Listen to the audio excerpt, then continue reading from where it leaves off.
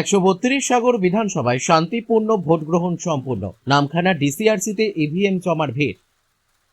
কড়া নিরাপত্তার মধ্য দিয়ে নির্বিঘ্নে সম্পূর্ণ হলো 131 সাগর বিধানসভা কেন্দ্রের নির্বাচন। ভোট গ্রহণ প্রক্রিয়া শেষে সন্ধ্যে থেকেই নামখানা কলেজ ময়দানে অবস্থিত ডিসিআরসি সেন্টারে ইভিএম ও আনুষঙ্গিক নথি জমা দেওয়ার ব্যস্ততা তুঙ্গে।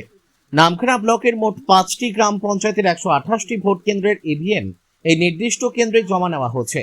নির্বাচন কমিশন সূত্রে জানা গেছে, শেষ দফার এই নির্বাচনে সাগর বিধানসভা কেন্দ্রে ভোট পড়ার হার ছিল চোখে পড়ার মতো, প্রায় 92.81%। ভোট কেন্দ্রগুলো থেকে ভোটকর্মীরা সশস্ত্র পুলিশ ও কেন্দ্রীয় বাহিনীর পাহারায় একে একে ডিসিআরসি সেন্টারে পৌঁছাতে শুরু করেছেন।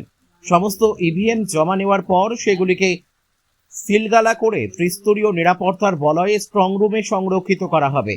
নিজেদের অভিজ্ঞতার কথা জানাতে গিয়ে ভোটকর্মীরা বলেন, এবারে নির্বাচনের নিরাপত্তা ব্যবস্থা ছিল অত্যন্ত কঠোর।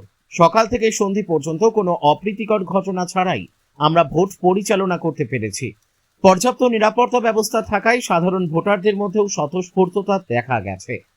এখন সকলের নজর স্ট্রং রুমের দিকে, যেখানে বন্দী হবে সাগর বিধানসভার প্রার্থীদের ভাগ্য।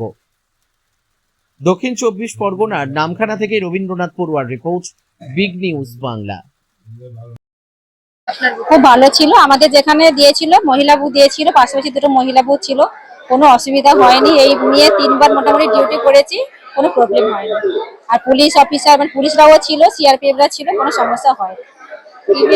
হ্যাঁ, সব জমা বই পড়ছে, আমার টিমরা সবাই করছে, কোনো অসুবিধা হয়নি।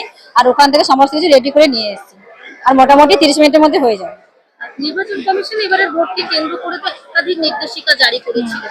নিরাপত্তার ব্যবস্থা কেমন ছিল? না, এবারে আমি 3 বছর ডিউটি করলাম, এইবারে সব থেকে নিরাপত্তা খুবই ভালো ছিল।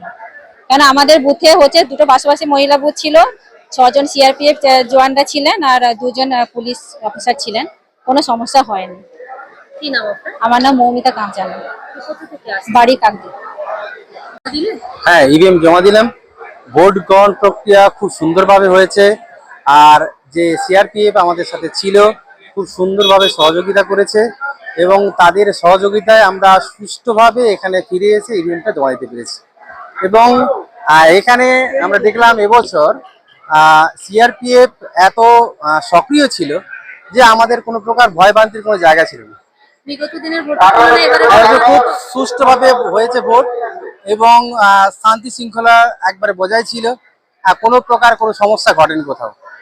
কি নাম আপনার? শক্তিপদ দাস। আপনি কোথা থেকে আসছেন? আমি কাকদ্বীপ থেকে আসছি।